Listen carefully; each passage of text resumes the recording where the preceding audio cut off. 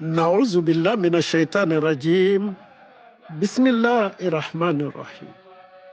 الحمد لله رب العالمين، والصلاة والسلام على أشرف المرسلين سيدنا محمد وآله وصحبه. السلام عليكم ورحمة الله. Chers amis de Kalimatul Haq, par la grâce d'Allah subhanahu wa ta'ala, nous voici à notre 46e séance pour aborder la 29e sourate révélée au prophète Mohammed, paix et salut sur lui, sourate Quraysh. Et il ordonna aux compagnons de placer cette sourate à la 106e place dans le livre, dans le Coran. Mbokk yi ci mbaaxu yàlla subhanahu wa ta'ala nu daje ci bis bu tedd bi ci sunu ñeen fukk ak juróom benneelu jataay di door sunu ñaar fukkeel ak juróom ñeenti saar bi wàcc ci yonent bi alayhi salaam. kooku mooy suratul Quraysh. bi mu wàccee yonent bi alayhi salaam ni def leen que muy téeméer ak juróom benneelu saar bi ci biir Al-Qur'an. Cette sourate sublime utilise le cas, l'exemple de Quraysh pour donner aux mécréants, mais nous donner à nous tous des raisons suffisantes pour adorer Allah subhanahu wa ta'ala sans rien lui associer. Mbokk yi saar bi dafa ñëw di wax ak Quraysh ak képp ku weddi, bu la neexee nga ni képp rek, même ñi gëm, yàlla di leen jox ay firnde, di leen jox ay tegtal yu war a tax képp kenn ci mbindaafoon yi da nga war a jaamu borom bi te doo ko bokkaale kenn. Comme à l'habitude du Coran, il commence par Bismillahir Rahmanir Rahim. Au nom d'Allah, qui est Allah, il est le clément en personne, le miséricordieux en personne. Qui est Allah? Il est le miséricordieux dans ses actes, dans ses faits, dans ses paroles, dans ses gestes. Et il dit, eu égard, c'est pour garantir aux Quraysh leur voyage d'affaires, voyage d'hiver et d'été. Mbokk yi yàlla tàmbali mu ne bismillahi rahmani rahim, ci turu yàlla mooy kan? mu ne mooy ki nga xam ne jëmmam ji yërmande la. yàlla mooy kan? mooy ki nga xam ni lépp lu mu def, lépp lu mu wax yërmande la.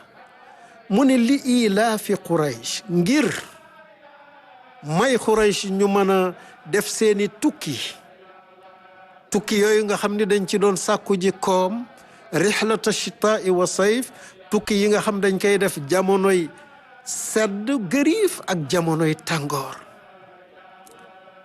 Ici la préposition li que j'ai essayé de traduire par pour, que les mufassiroun traduisent par eu égard. Cette préposition rappelle la nuée d'oiseaux qui extermina Abraha, venu pour détruire la Kaaba, en l'année où le messager d'Allah, le prophète Mohammed, paix et salut sur lui, est né. Mbokk yi xarfu li laam boobu ñu koy firee ngir dafa ñëw nag di fàttali histoire bu xewoon boo xam ne Quraysh xam nag, ndax ci at mi yonent bi alayhi salaam juddoo, Abraha dafa ñëw ni day toj si kaaba gi. yàlla yebal ay picc moo gën a néew doole ci li yàlla bind, ñu rey Abraha mi nga xam ni kenn mënul woon dékku soldaaram ak i ñeyam. Peut-être que c'est nous montrer l'importance de la suite des sourates, que le messager d'Allah, la meilleure des créatures, le prophète Mohammed, paix et salut sur lui, plaça sourate Al-Fil, la 19e révélation, qui à la 105e place, devant juste la 29e révélation, sourate Al-Quraysh. Et cette succession intelligente est vérifiable dans toutes les sourates et dans tous les versets, dans leur chronologie et leur succession. Mbokk yi mën na yam ni ngir wonnu ni mu toftalee saar yi dafa am lu muy firi dafa wund lu bare moo tax yonent bi alayhi salaam ne nañu teg sóoratul fiil nga xam ni mooy fukk ak juróom-ñeent ñu teg ko ci kanamu sóoratu Xuraysh mi nga xam ni mooy ñaar fukkeel ak juróom-ñeentu saar sóoratu fiil nekk 105 téeméer ak juróom Xuraysh nekk téeméer ak juróom benn noonu itam la mel ci saar yëpp ni ñu toftaloo noonu itam nga koy fekk ci biir saar yi ci laaye yi ñu toftaloo mais revenons après le miracle de la défaite d'Abraha Xuraysh fut plus craint et respecté dans la péninsule et le monde entier de sorte qu'on razziait qu'on agressait tout le monde sauf eux. Ils voyageaient en toute sécurité cela en tout temps et en toute heure mbokk yi bu ñu dellu see ci saar bi nga ne gannaaw xar baax gi yàlla def Xuraysh teg ci seen bët ci faagaagal Abraha bi mu amee rek Xuraysh ñëpp dañu koy wegeelam dafa yokku ragal gi kan nit ñi ragaloon ak àdduna dafa yokku ba tax na ñoom jamono boobu nga xam ne ku génn ñu addu kalpe la ku génn ñu ngand yaaru la song la nangu sa alal ñoom dañ doon jaar ci désert bi wër àdduna bi fu ne ñu dem guddeeg bëccëg subaak ngoon kenn du ñeme xool leen bëtu safaan kenn du ñeme dal ci seen kaw.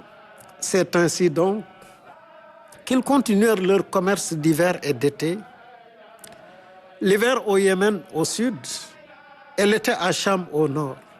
Pourquoi? Parce que c'était les périodes des meilleures récoltes.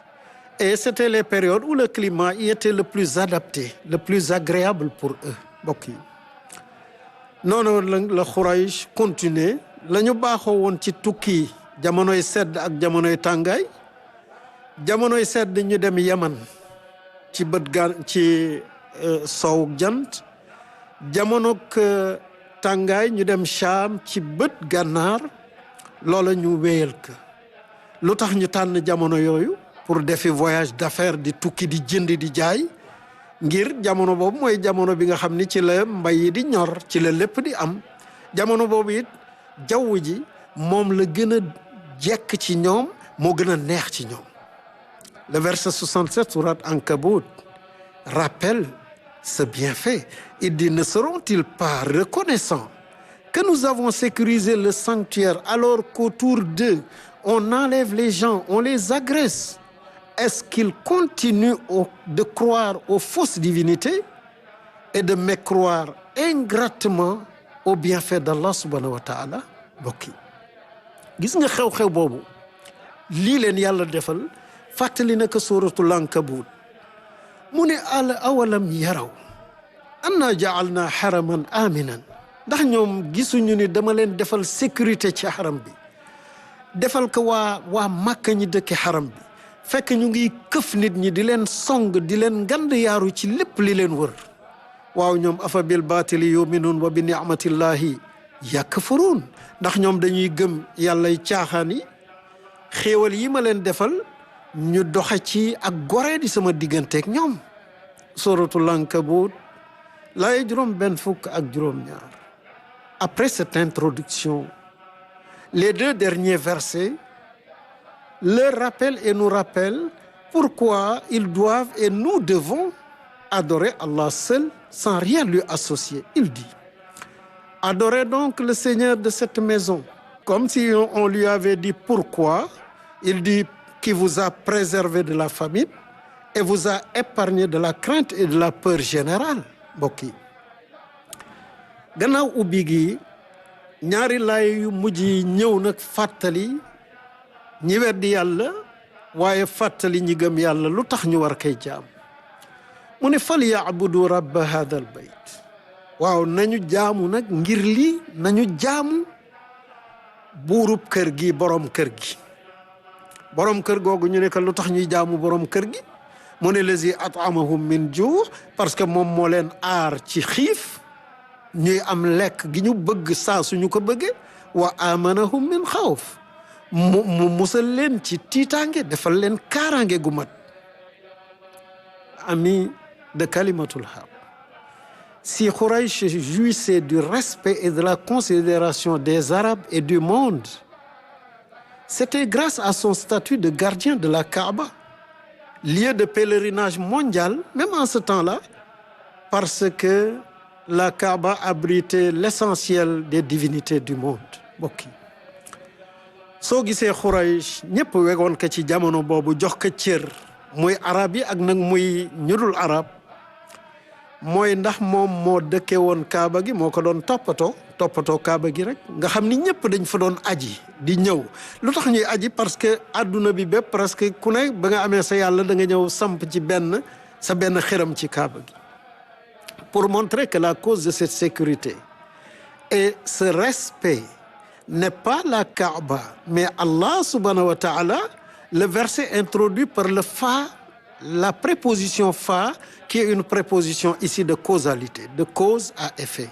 On peut le dire donc, par conséquent, donc, en signe de reconnaissance pour cette subsistance et cette sécurité, adorer le Seigneur de ce sanctuaire.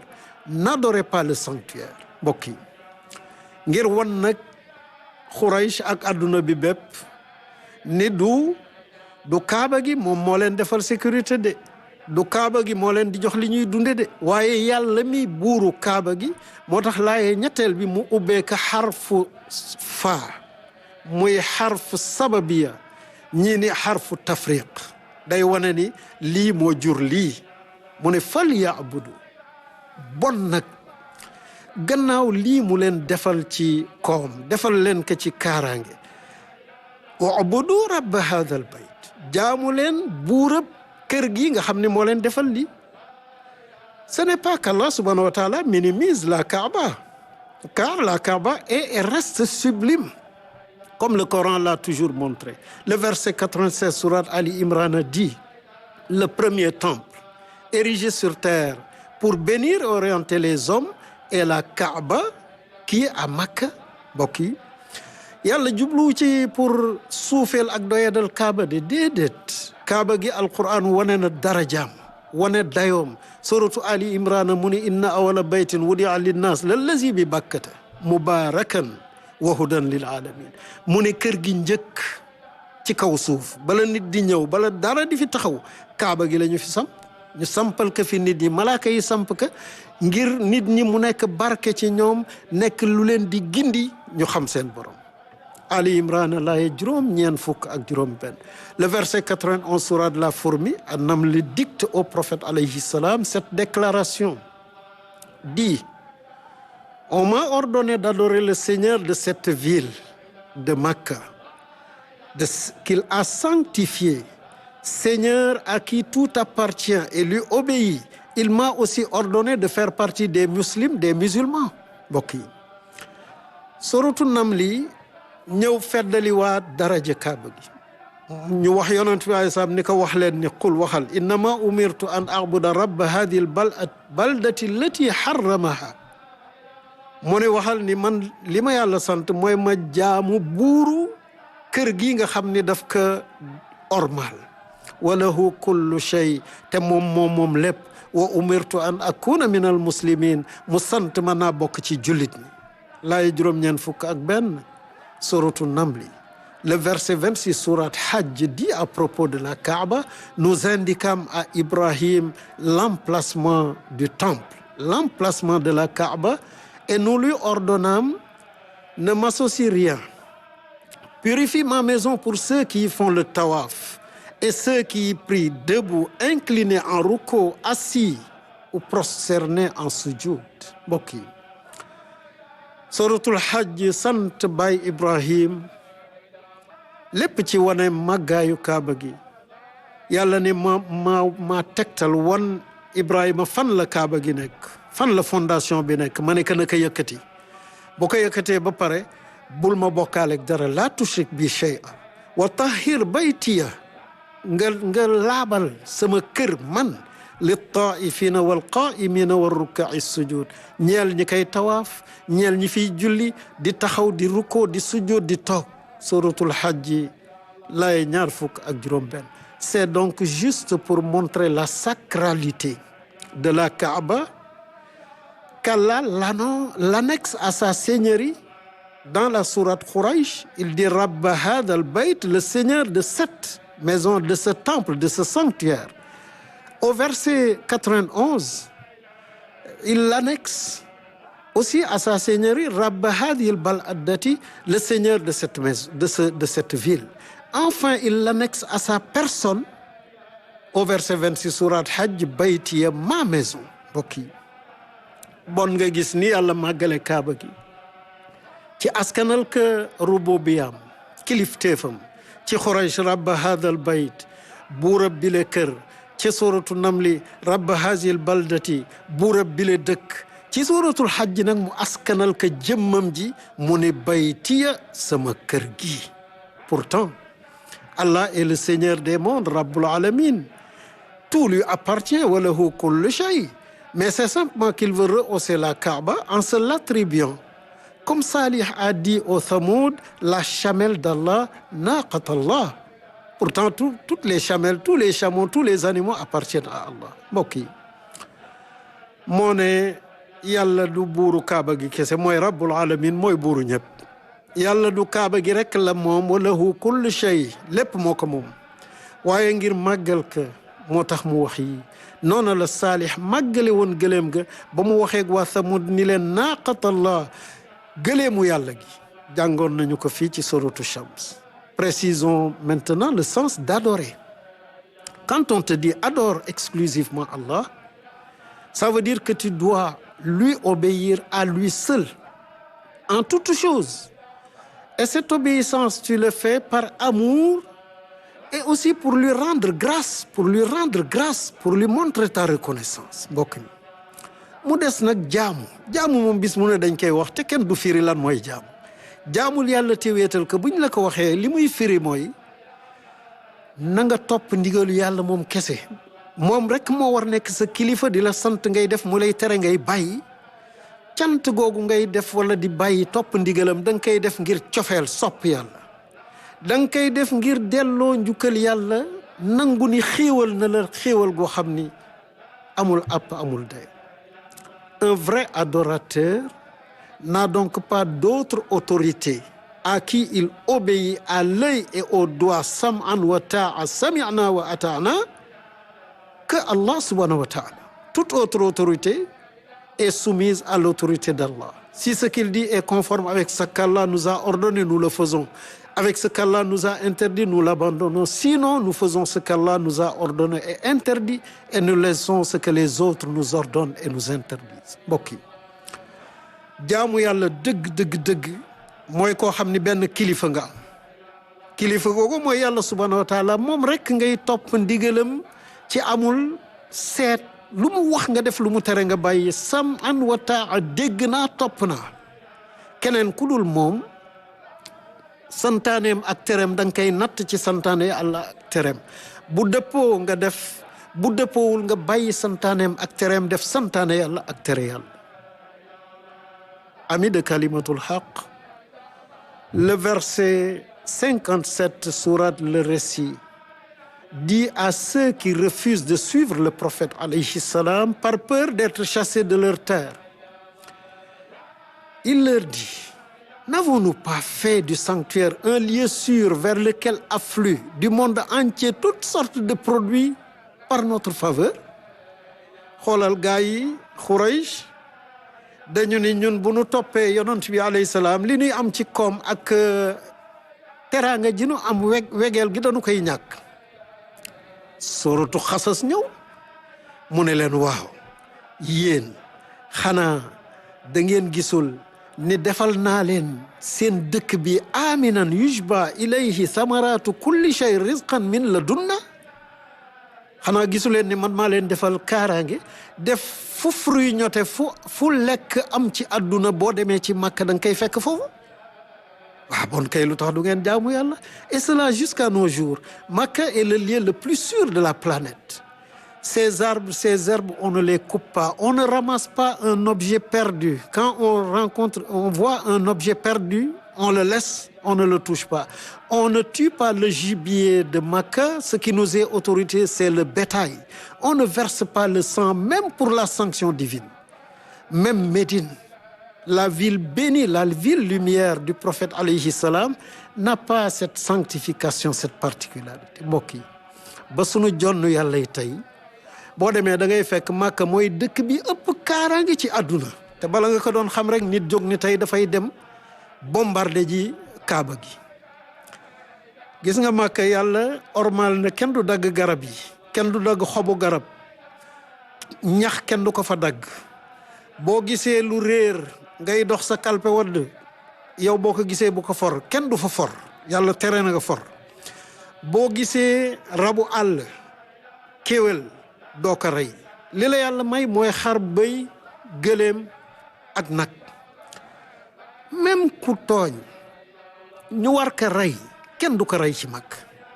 gis nga yii melokaan yonent bi alayhi salaam dëkkam ba di madinatul munawwar amu ko. foofu da ngay dagg garab, da ngay jëfandikoo jur yi, rabu àll yi. et en conclusion tous ces bienfaits pour moi sont des bienfaits mineurs.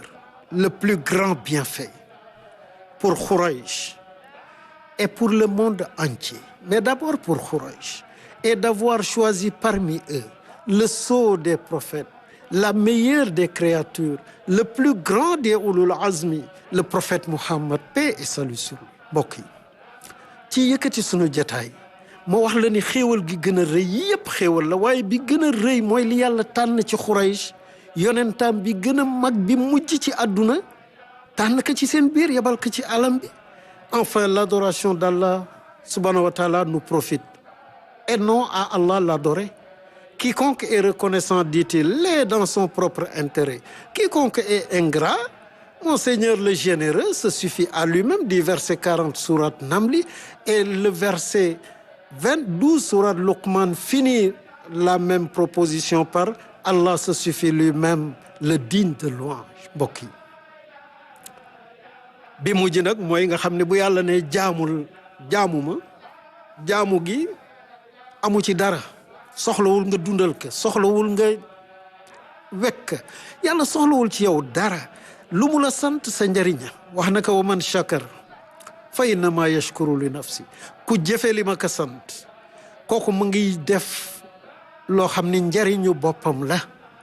wa man kafara waay ku weddi goreedi fa inna rabbi ganiyun karim. sama borom man di yàlla gani giijal na, soxloolu kenn dara. karimun moom mooy borom teraanga yi. suratu namli laaye ñeen fukk. nga dem suratu luqman mu ni wa man shakara fa innama yashkuru li nafsi wa man kafar fa inna allaha ganiyun hamid. koo xam ni kii sant nga, jëfe nga li ma lay sant, kooku mooy shukr. daañ ci dellu si bis. ku jëfe li ma la sant, bàyyi li ma la tere, sa bopp nga ko defal. waaye ku goree di lu ma la sant nga def lu la neex, lu ma la tere nga def lu la neex. fa inna allaha ganiyun hamid. sama borom gani mooy ki giijal, mooy ki nga xam ni soxloolul kenn dara. hamidun ñépp moom la ñuy sant parce que lu waaye am moo la ko jox, ku mu joxul doo am mukk. suratu luqmaana laaya fukk ak ñaar. mbokk yi ñu ànd ñaan yàlla subhanahu wa taala mu boole ñu ci way dégg yi mën a topp. ñaan yàlla subhanahu wa taala ci yëkkati sunu jataay. yal na yàlla doon suñu ndimbal, yal na yàlla doon suñu ndimbal, yal na yàlla doon suñu ndimbal. yàlla bu nu yàqu, yàlla bu nu yàqule. topp yàlla gën a jafe ci jamono yi nuy dund. yal na nu ko yàlla yombal. mooy yàlla fi gën a yomb, yal nañ ci yàlla musal. defal nu mujj gu rafet. laq nu fu yàq eggul, yiir nu ci malaanam suturaam. yàlla defal nu xéewalam zahir ak baatin. mbokk yi lu nu am yal na nu am yàlla, lu nu ñàkkit yal na nu am yàlla. bi jaa'i nabil Mustafa sallallahu alayhi wa ali. assalaamu aleykum wa rahmatullah. wasalaatu wasalaam ala ashrafil mursalin sayyidina wa habibina wa nuri qulubina Muhammad wa alihi wa sahbi.